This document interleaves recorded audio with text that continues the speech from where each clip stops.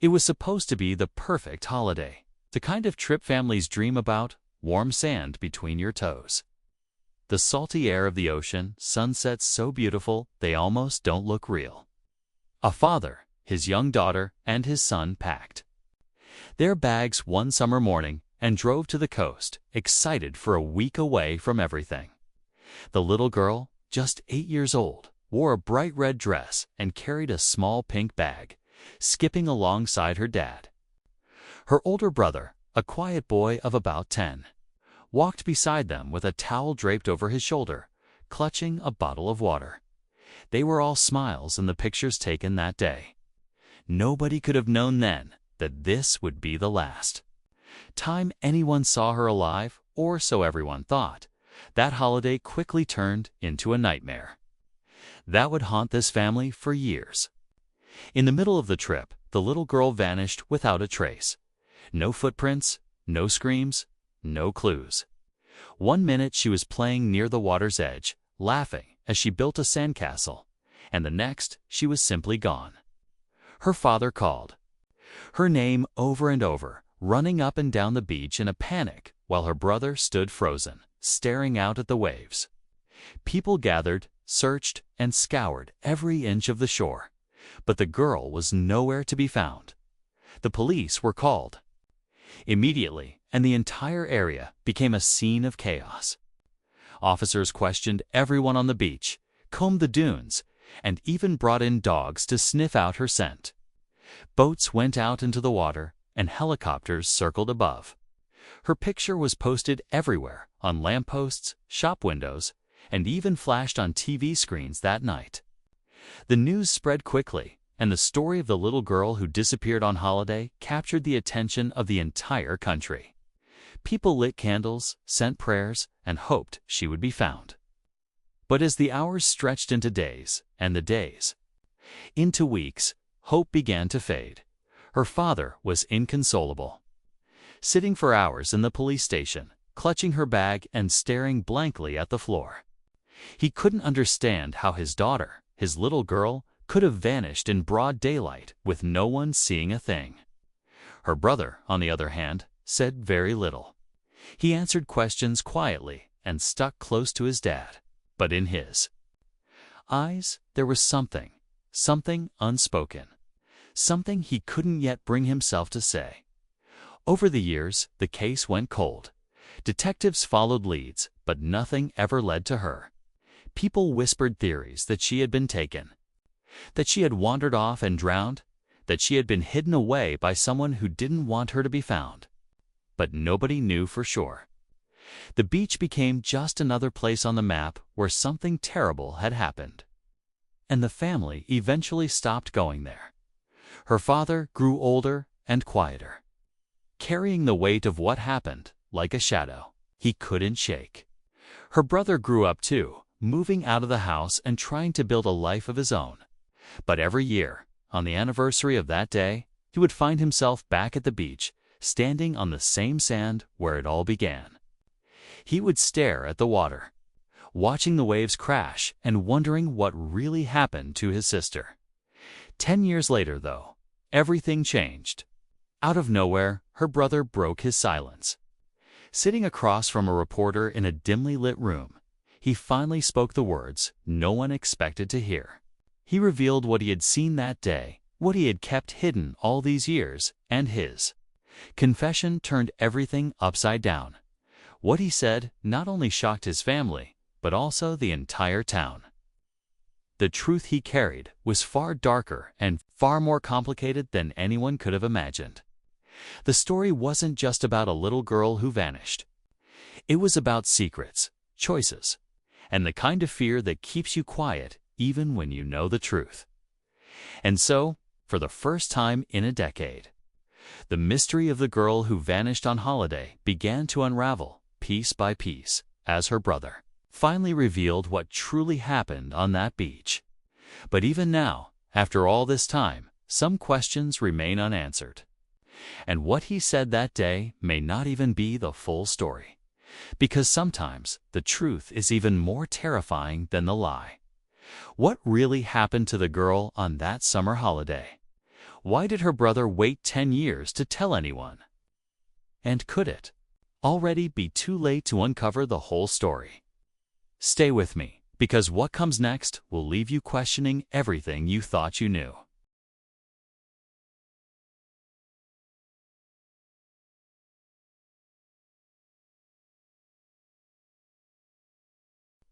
The reporter leaned in closer, her pen frozen above her notepad as the brother's words hung heavy in the air. He had spoken so softly, she almost wasn't sure she heard him right the first time. But the look in his eyes left no room for doubt.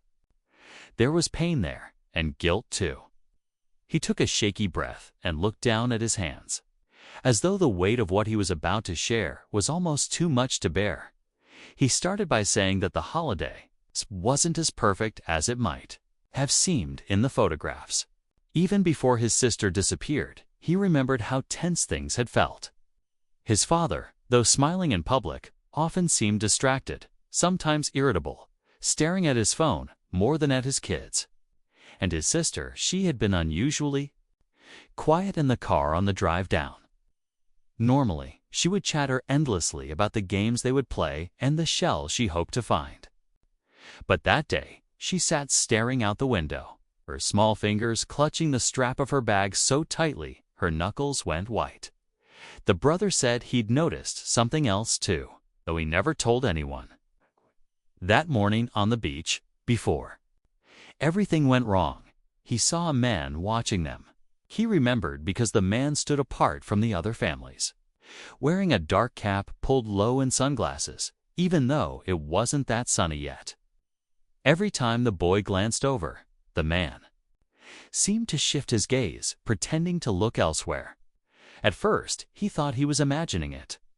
But later, after his sister was gone, he couldn't shake the memory of that figure standing by the dunes. The boy, now a young man, closed his eyes as he recalled how his sister had been building a castle near the water while he wandered a little farther down the beach. Their dad had gone back to the car to grab the sunscreen they'd forgotten.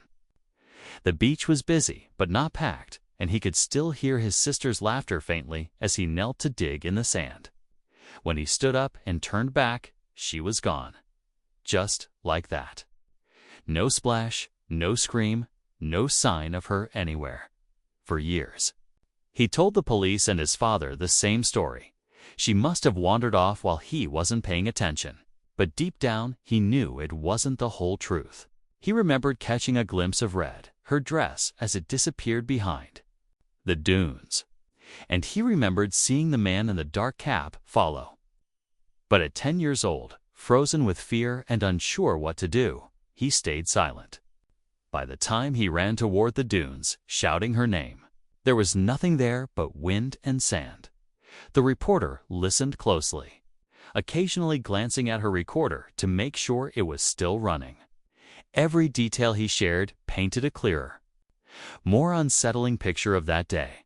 He described how the search unfolded, how the beach that had felt so bright and alive only hours earlier turned gray and strange as police and volunteers combed every inch of it. He remembered the sound of his father's voice cracking as he yelled her name into the wind, over and over, until his throat was raw. And he remembered something else. Something he'd buried so deep even he almost believed it never happened. Later that night, after the search had been called off for the day, he woke up in the motel room and thought he heard crying outside. He slipped quietly out of bed and peeked through the blinds. There, near the edge of the parking lot, he saw the man in the cap again, and this time he was sure of it. The man was holding something small, wrapped in a towel, and moving quickly toward a car. But once again, fear held him back. He didn't wake his dad. He didn't scream. He just stood there, frozen, and watched as the car drove off into the night. He told himself it couldn't have been her. It must have been nothing. But in his heart, he knew better. The next morning, the police came again to ask more questions. They showed him pictures of footprints they'd found by the dunes, small ones and bigger ones. They asked if he saw anyone. Every time, he shook his head and said no. His father looked at him with such tired, desperate eyes, and he just couldn't bring himself to say what he knew.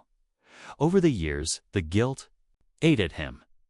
Every time he saw a missing child's poster, he thought of her. Every time he walked past a beach, he felt sick to his stomach. He tried to convince himself it didn't matter anymore, that even if he had spoken up, it might not have changed anything. But deep down, he never really believed that. The young man shifted in his chair now, staring past the reporter as though he were somewhere else entirely. He said that sometimes, even now, he dreamed of that moment in the parking lot. The man, the towel, the car, and woke up drenched in sweat. He said he'd see his sister's face everywhere, in crowds, on buses, on TV, always a little older than she was in his memory, but always her. The reporter asked if he remembered anything else about the man.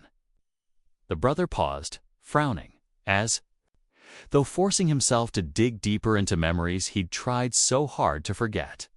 Finally, he said he remembered a small tattoo on the man's wrist, a faded star, or maybe a compass. He couldn't be sure. But at the time, it had seemed unimportant. Then he added something that made the reporter sit up straighter. He said he thought he'd seen the man again. Not back then, but much more recently. Just a few weeks ago, in fact, while walking home from work, he'd caught a glimpse of someone in a crowd.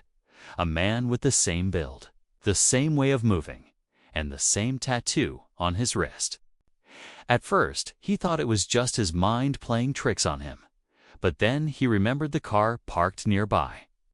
It was the same color and model he'd seen that night in the motel parking lot.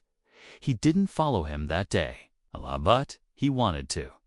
Now, 10 years later, he wondered if it was too late.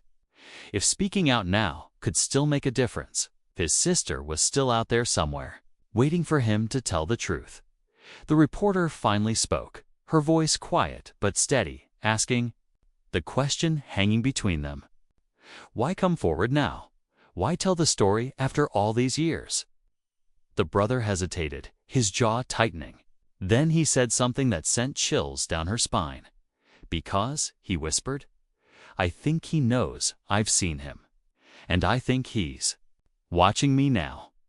The room fell silent, the sound of the waves crashing outside the window almost deafening in the stillness. The reporter didn't know what to say next. She just sat there, pen trembling in her hand, knowing that the story was only just beginning, and whatever came next, neither of them would ever be the same again. The young man sat in silence for a long time after saying those words, his fingers lightly tapping against his knee.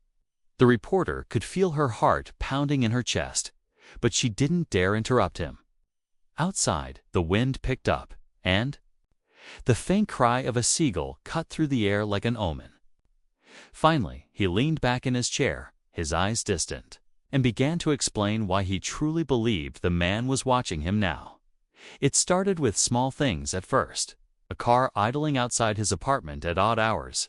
The same dark sedan he remembered from that night. Then, shadows in the corner of his vision when he walked home. Footsteps just a beat behind his own that stopped whenever he turned around.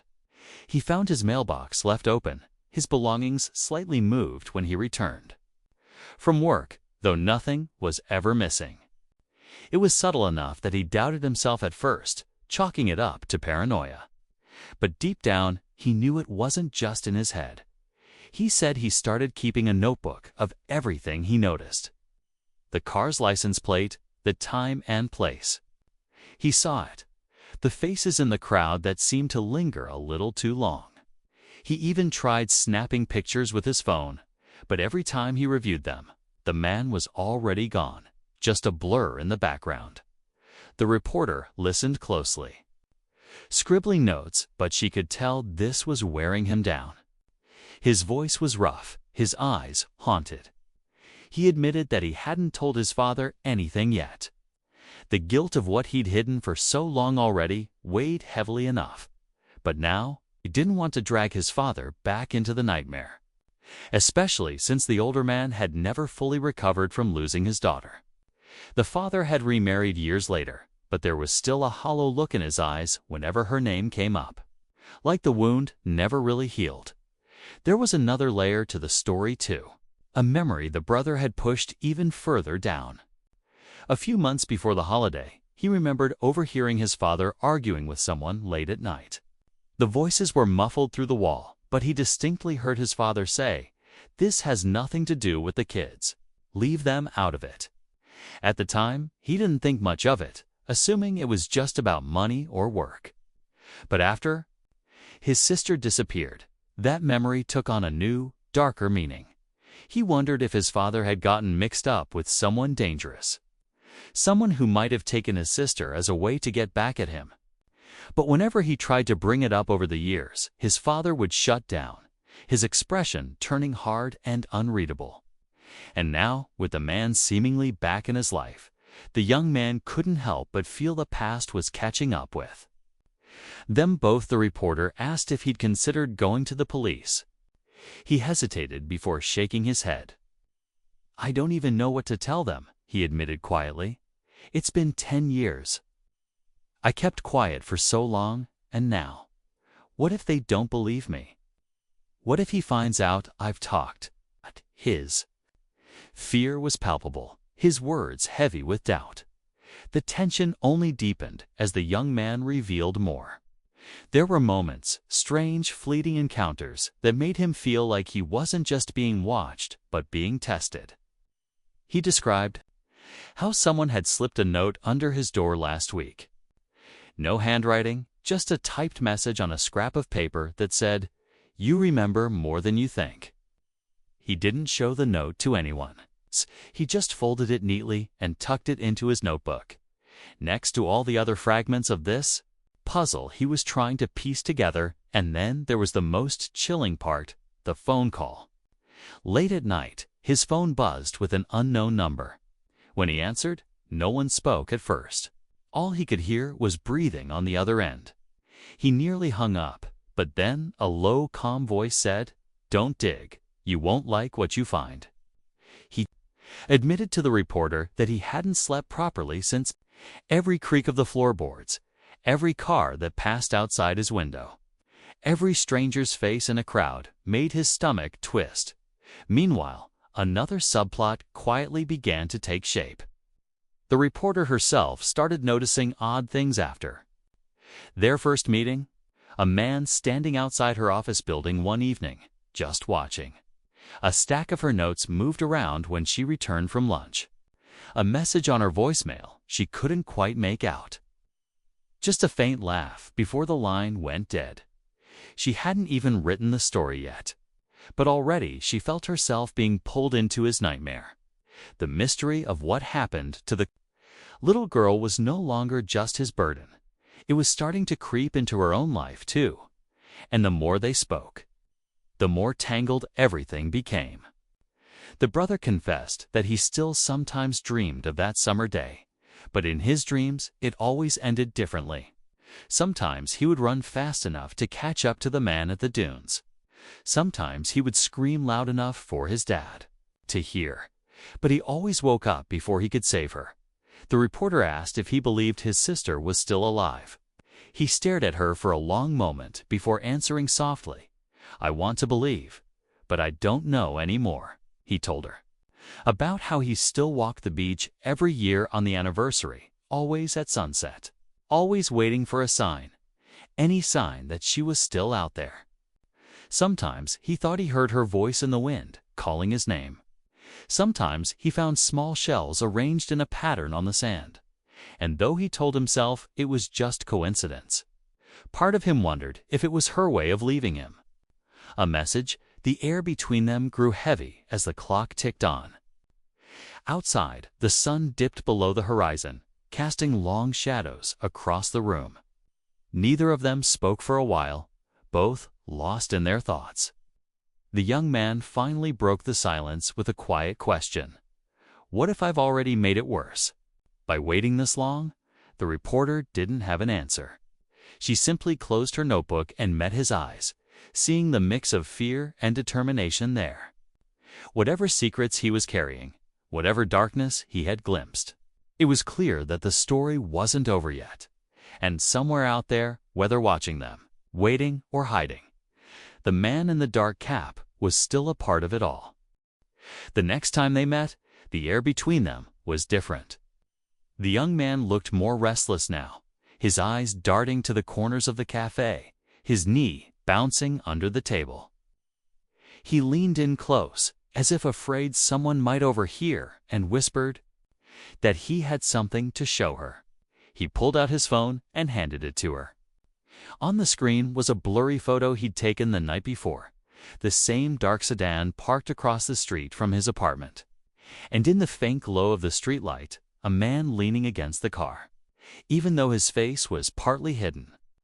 The outline of the cap and the way he stood matched the figure from his childhood memories perfectly. The reporter stared at the image, her fingers tightening around the phone. "Did he see you take this?" she asked softly. "I don't think so," he replied. But his voice trembled just enough to betray his doubt.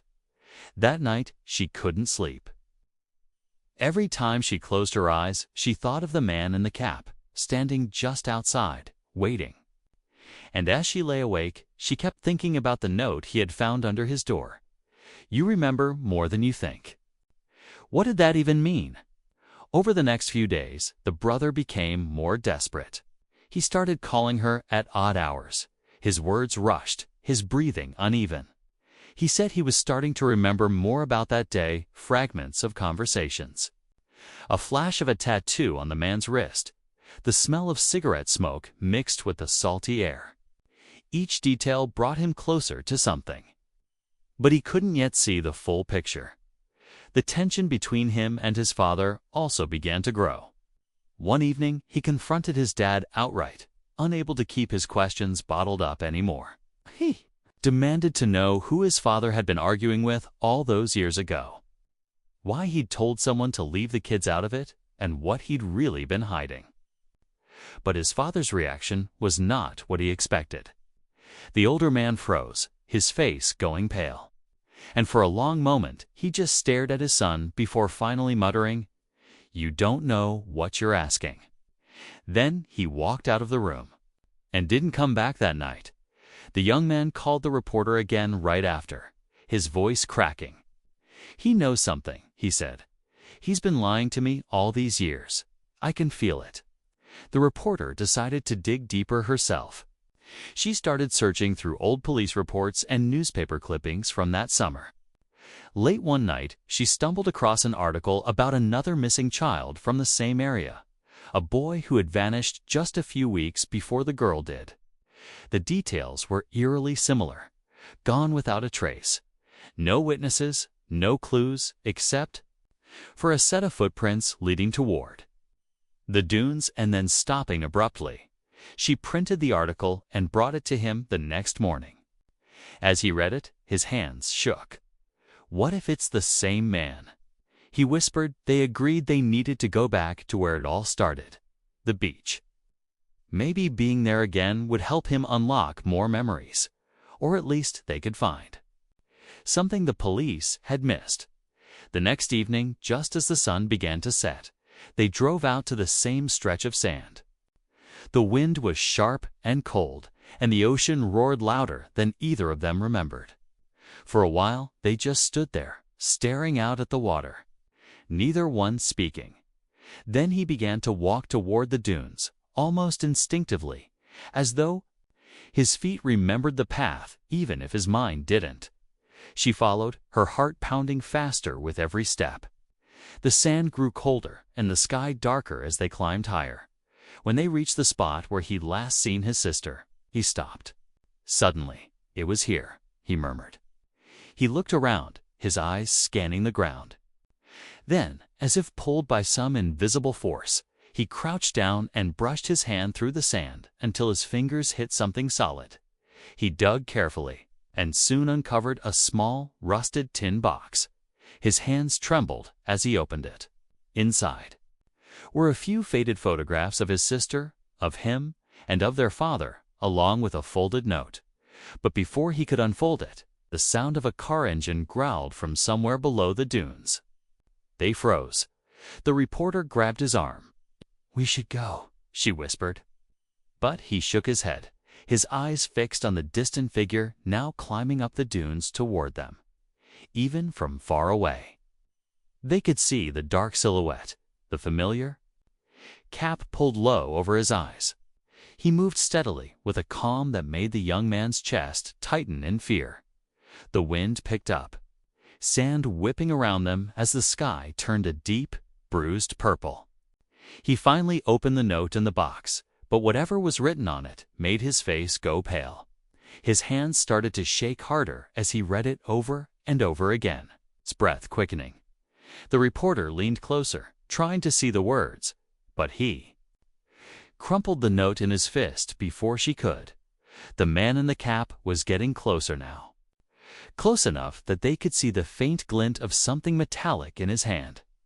Neither of them spoke. The young man stuffed the photographs back into the tin, tucking it under his arm as he took a cautious step backward.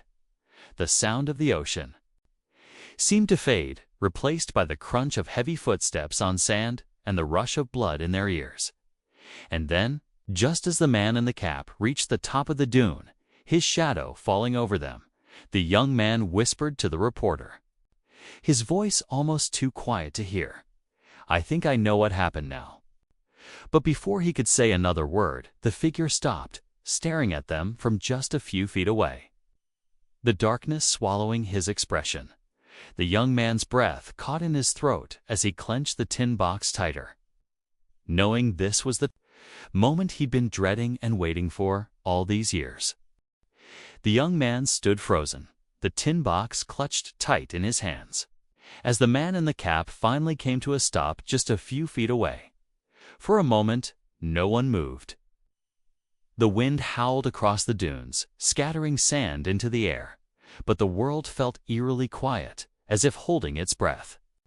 The young man's heart pounded so hard he thought it might burst from his chest. Then the man in the cap slowly raised his hand and dropped something onto the sand between them. A single photograph, face down. Without saying a word, he turned and began to walk back down the dunes.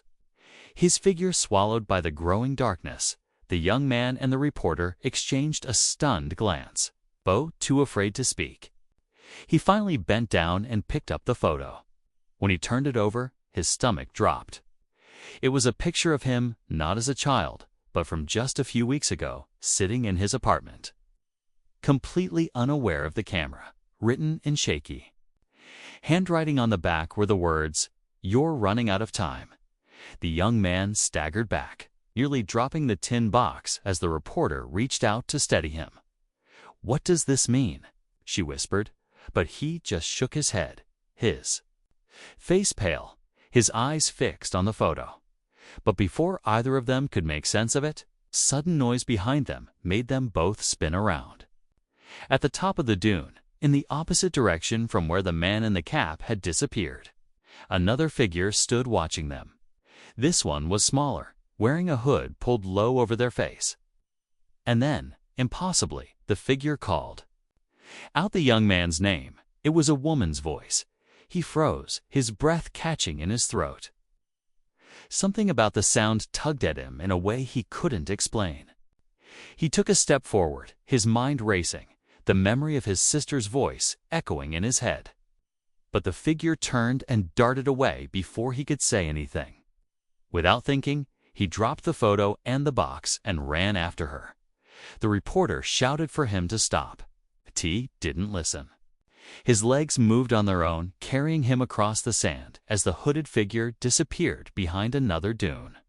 He scrambled up and over, slipping and stumbling, his lungs burning with every breath. At the bottom of the next hill, he caught sight of her again just for a second before she vanished into a cluster of jagged rocks near the water's edge.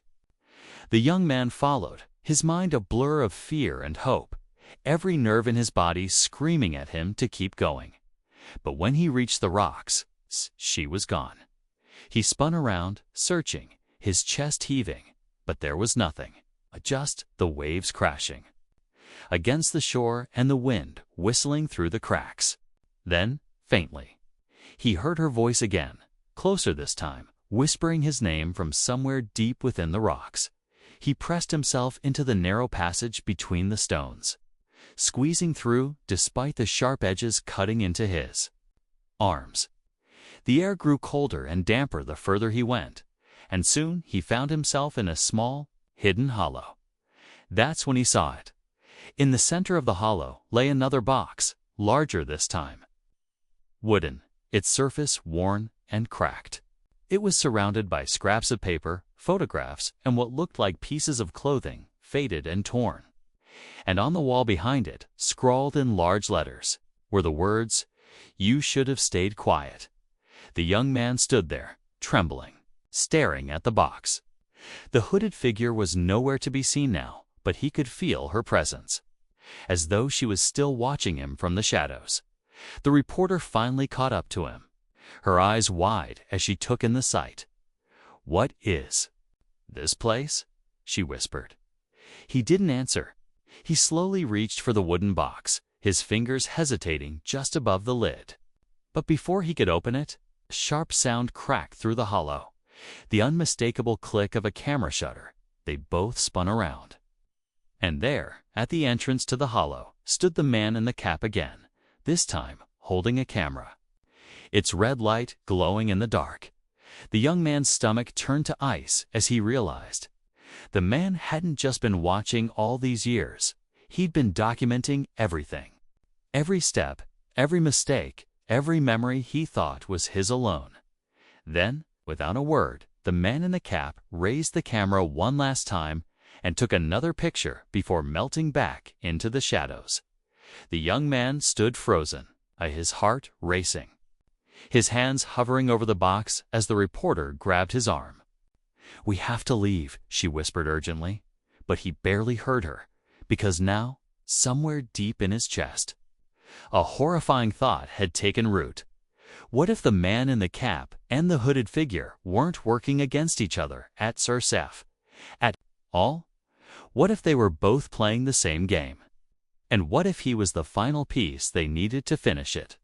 The hollow seemed to grow colder, darker, as he stood there, torn between opening the box and running back toward the faint glow of the moonlit beach. But before he could make a choice, another sound echoed through the rocks, a low, familiar laugh. It was a laugh he hadn't heard since that summer 10 years ago. And in that moment, he realized this mystery went even deeper than he ever imagined, and that whatever truth lay inside that box was more dangerous than anything he'd uncovered so far. His breath came in sharp, shallow gasps as that familiar laugh rattled through the hollow. The sound froze him in place, his fingers still hovering over the wooden box. The reporter gripped his sleeve, her knuckles white, whispering his name. But he didn't move. That laugh, it belonged to his sister. He knew it. Somehow, impossibly, it was her. With trembling hands, he finally lifted the lid of the box. Inside was a stack of photographs, neatly tied together with a black ribbon. On top sat an old tape recorder and another folded note. He ignored the note for now and pressed play on the recorder. The hollow filled with the crackling sound of a voice, her voice soft and shaking, but unmistakable. "If you're hearing this, then you found me." His knees buckled and he sank to the ground, clutching the recorder like it was the most precious thing in the world. The voice continued, confessing everything he'd been too afraid to imagine. She described that day on the beach, how the man in the cap wasn't a stranger, but someone their father owed something to, someone who'd threatened them both if their father didn't comply. She'd overheard them arguing, and when she ran, they chased her into the dunes. But she hadn't vanished that day. Not exactly, she had been taken. The hooded figure who had appeared earlier, the one who whispered his name, she revealed herself now, stepping into the faint light of the hollow. The hood fell back, and there she was. His sister, her face was older, lined with years of hiding, but her eyes were still the same. For a long moment, he just stared at her, his chest tight, tears blurring his vision. Then, with a shaky breath, she spoke. "I couldn't come back. Not until now. Not until I knew it was over." He scrambled to his feet, reaching for her, but she held up a hand, stopping him. There was a sharpness in her expression, something he didn't understand. Behind them, the reporter's voice cracked through the silence. "If it's over, then who is he?" she asked, pointing to the entrance of the hollow. They all turned. The man in the cap was standing there again, but this time his camera was gone. In his hands was a gun. The young man instinctively stepped in front of his sister, his body tense, his heart hammering. The man in the cap spoke at last, his voice low and calm, as if he'd been waiting for this moment too. "She wasn't supposed to tell you," he said. "It was supposed to end with her." The sister stepped forward now, her voice steady, even as her hands shook. "You don't control me anymore," she said, "and you'll never touch him." The man in the cap smirked, raising the gun. But before he could fire, a deafening crack split the air, and he dropped to the ground. Behind him stood their father, holding a rifle, his face ashen. For a moment, no one moved. The young man stared at his father in shock, the truth finally sinking in. His father had known everything all along. The debts, the threats, the years of silence. He had been part of it, trying desperately to keep his children safe in the only way he knew how. The father dropped the rifle into the sand and fell to his knees, his head in his hands. His sister stood frozen, her eyes wide, her breath coming fast. The young man finally broke the silence, his voice hoarse. "Why didn't you tell me?" The father looked up, his eyes wet and hollow. "Because I thought if you didn't know, they wouldn't come for you. I thought I could keep you out of it. But they never let go. It should have ended there." The man in the cap lay motionless. The truth was out, and the family was finally together again. But as they stood there, catching their breath, the sister reached into the wooden box and pulled out the final note. The one he hadn't read yet. She unfolded it slowly and read it aloud. "You think this ends with me? Look closer." And inside the box, beneath the photographs and tapes, was another photograph of a little girl he didn't recognize. On the back, written in the same shaky handwriting, were the words, "She's next." His stomach dropped. The sister's hands began to shake as she stared at the photo, then at her brother. The reporter stepped closer, peering over their shoulders. Her face pale. Somewhere outside the hollow, faint but unmistakable, came the sound of another camera shutter. The young man turned toward the sound, his body tense, his mind racing. The man in the cap hadn't been working alone, and now someone else had already taken his place, watching, waiting. Ready to finish what had begun all those years ago? As the sister's voice cracked into a whisper. "It's not over." The wind picked up again, blowing through the hollow, scattering sand and shadows alike. And in that chilling moment, he understood. The mystery wasn't just about what had happened to his sister, or even what his father had done to protect them. It was about something bigger, something that still wasn't finished, and now they had all become part of it.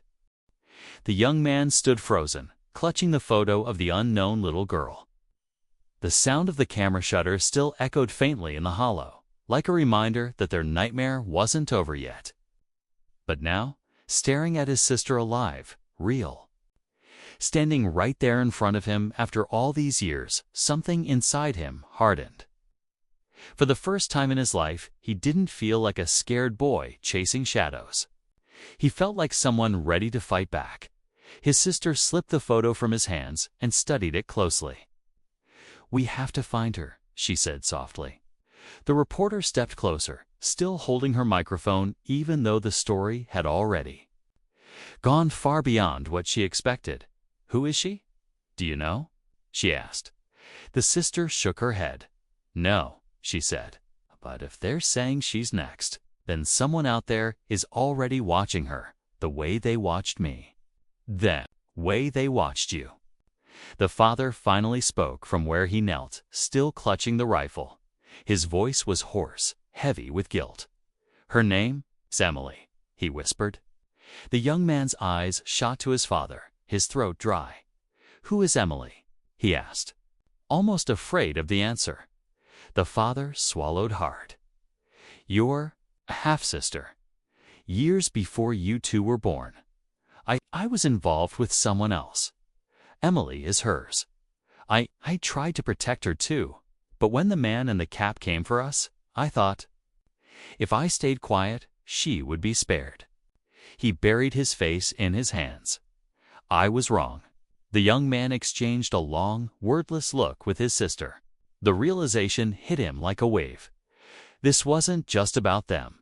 The people who had haunted their family all these years weren't finished yet because their father's secrets had left more lives in danger. After a long silence, his sister spoke. We can't let what happened to me happen to her, she said firmly. The young man nodded.